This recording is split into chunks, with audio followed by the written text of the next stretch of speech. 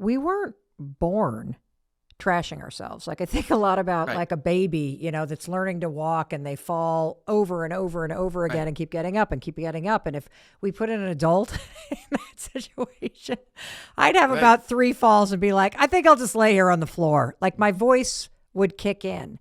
Hmm. Can you explain why this happens? Like, why do we do this to ourselves? Because it seems on some level extremely maladaptive. And yet, I would imagine that most adults are trapped in this negativity in their minds until they wake up and start doing something about it. So, how did we get here? Hmm. Hmm. I think that's a great question. And it allows me to highlight what I think is an extremely important point, which is that I do not believe that we mean ourselves harm. Right? It is not true that, oh, there's a part of our brains that can't stand us, right? That's against us, and that we're split inside. There's a part of us that wants to take care of ourselves and a part of us that does not. This is not true of people. Right? I believe with all my heart and mind, 25 years of doing this and studying the psychology and the neuroscience behind it, that this is not how we are built to be. And we don't know for sure, but likely what is happening is the hijacking of survival mechanisms. So if you think about this salience bias towards the negative, right, that this links back to survival. The example I often give is, imagine, say, in a hunter-gatherer society, a person is hungry and a person forages and, say, finds a new berry, right, and tries some of it. And let's just say that it tastes good and it's nourishing and you feel better afterwards. Like, it's good to remember that, right? Maybe a person remembers, goes and looks for it the next day, shows other people. It's good to remember that. But if you try that new berry and you get very, very sick, right, then you better remember that. Right? Same thing with interpersonal interactions, right? If something goes well with a person, then okay, maybe that's a person one can collaborate with, and we want to note that inside. But if something goes very poorly, right, someone is threatening or violent, right, we better remember that. So we have these survival mechanisms inside of us that highlight the negative, so to speak, in the service of our survival. But they can get utilized to highlight things that are negative, but are not true about us, which is why trauma in childhood and child abuse is so tremendously impactful, and it can be, it can be addressed, it can be treated, but the most powerful negative lessons are sent to us in childhood, because if we learn those lessons, we don't test them again. So someone who learns, I'm not good enough, no one will love me, I can't control what happens to me. Imagine a child in a household where sometimes a parent or parents are in a good place. Let's say they're not using drugs, they're not using alcohol, they're not incredibly stressed out.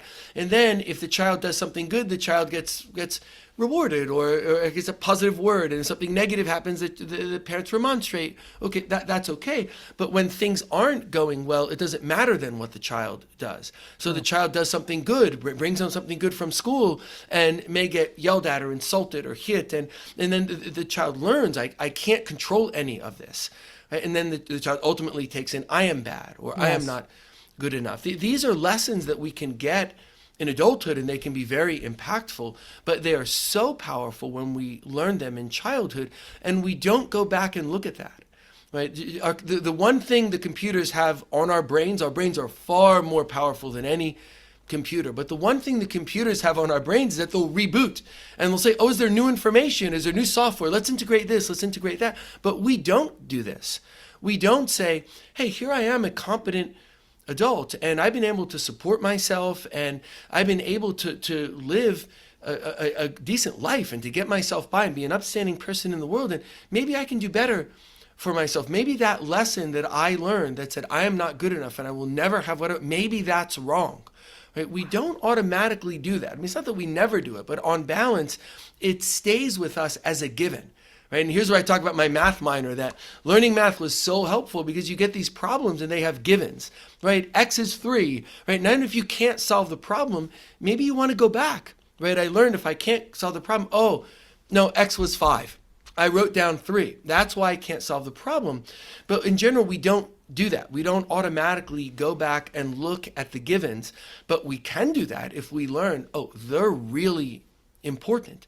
What did I learn about myself in childhood? Did I learn negative things that I'm carrying forward to the future? It's just one example, but these are examples that can change our lives. I have two things I'd love to dig into listening to you explain all that. And the first one is this observation that I have that, it's just absolutely mesmerizing how complex and intelligent and incredible the human design is. Mm-hmm. And it's always struck me as just so sad that part of our design when we were little is that when something happens that is traumatic or dysregulates your nervous system or sends you into a state of an alarm as a kid, that our default isn't, wow, these adults are kind of screwed up. It's, there's something wrong with me. And that we aim it back at ourselves.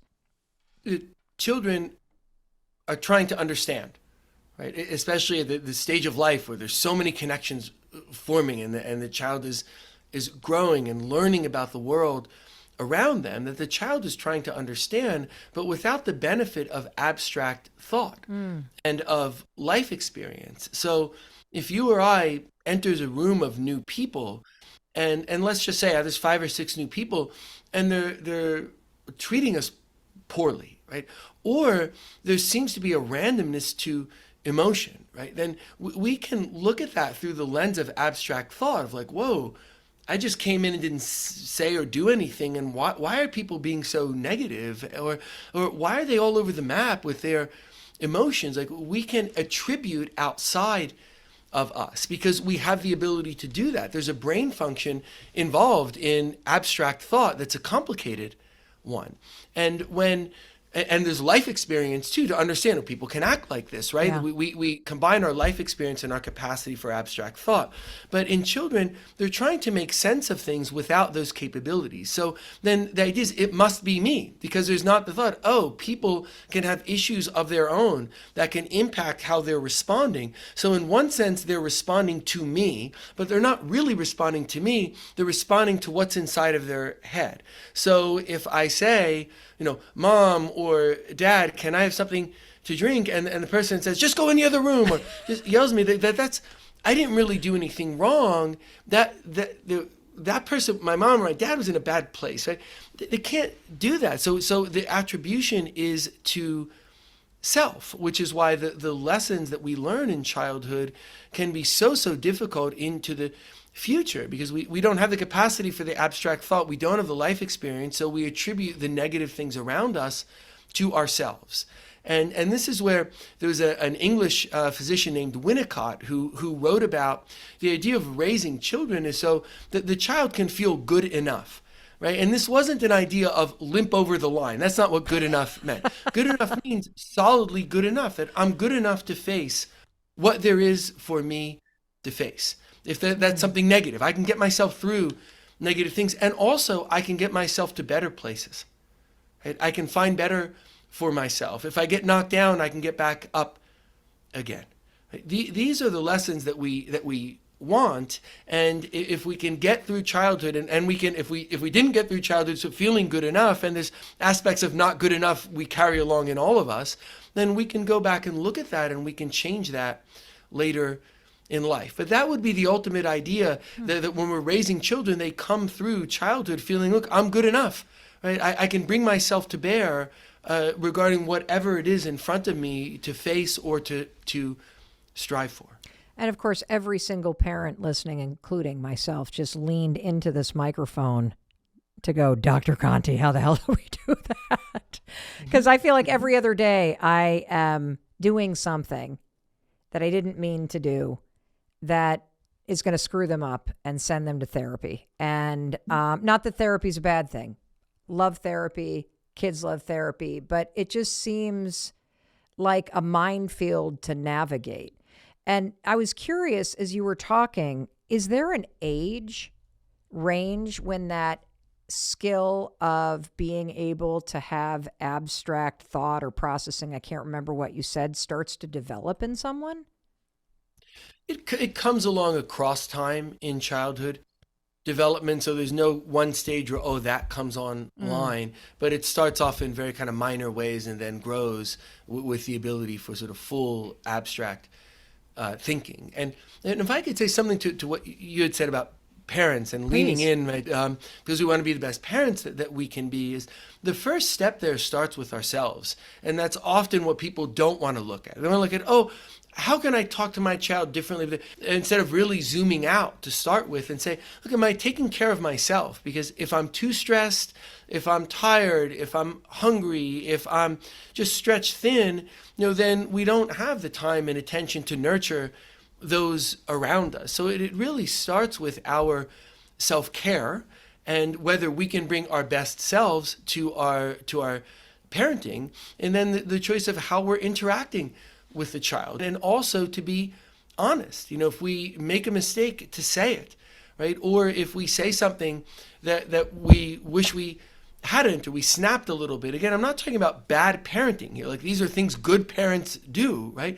To acknowledge that, right? To say, I'm sorry. I was tired, and I'm trying to get more rest so I can be I can be the best parent I can be, and I'm sorry that I snapped. It's good for us to know that we're human, right? To acknowledge that humanness and what it requires of us in order to be the best people we can in the world around us.